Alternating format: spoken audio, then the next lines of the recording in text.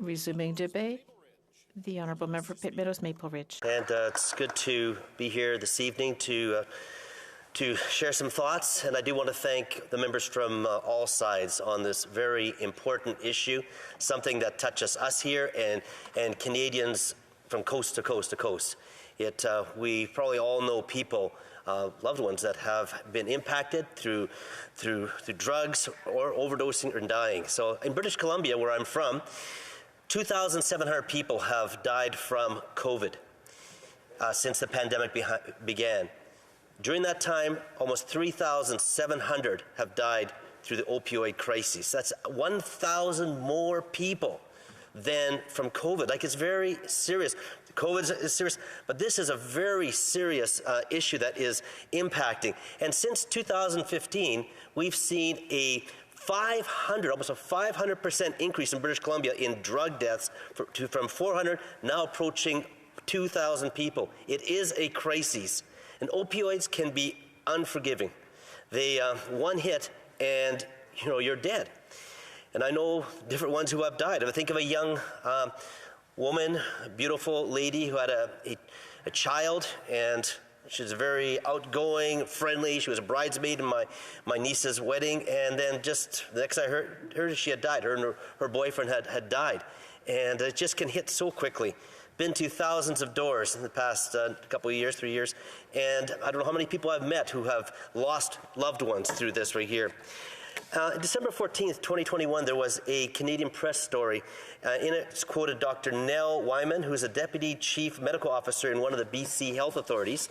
And in it, she says that deaths were declining in 2019, but the lockdowns forced people into isolation and more people used drugs alone. And one of the unintended consequences of the public health measures related to the COVID pandemic and has exacerbated the toxic drug events and deaths. And that's difficult.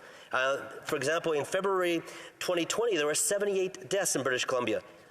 And then March, when COVID struck right there, we had 119. This is COVID deaths. Or not COVID, this is the drug overdoses. April, 128. May, 187. July, 185. And so people are dealing with mental health. That is a big issue, and it's leading to people going to drugs. They're feeling isolated. I talked to the RCMP superintendent in Ridge Meadows Detachment and said the number one issue is mental health. And the opioids are part of, and the crisis goes in hand with mental health. I'm Indigenous, Métis, and it's very troubling to hear that there are 5 times, Indigenous people are 5 times more likely to die from not to die, but to overdose, and 3 times more likely to die from an overdose. It's a terrible situation. Last spring, I presented a motion to look at into a framework for addiction recovery. And I think that is something we need to look at, because what we're doing right now isn't going the right direction. We need to do something more. And there has been a real lack in the area of investment into recovery programs. And I've visited some recovery places in my constituency. I think of Tiffany, and when I talked to her, she told me that after being an addict for 20 years, they had given me the tools I needed to love myself so I can go home, be the mother that my children need.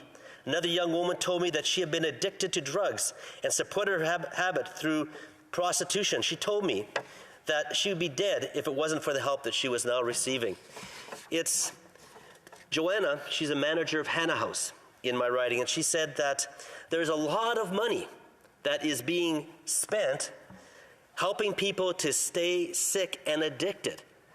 And I know that she said, it's heartbreaking, and it's important, it's essential to keep people alive, no doubt about it. But how about finding a way to truly find them to be able to live? And that's it. We want to keep people alive, but we want them to have a life, and that is where recovery comes in. We need a lot more investment in this at the different levels.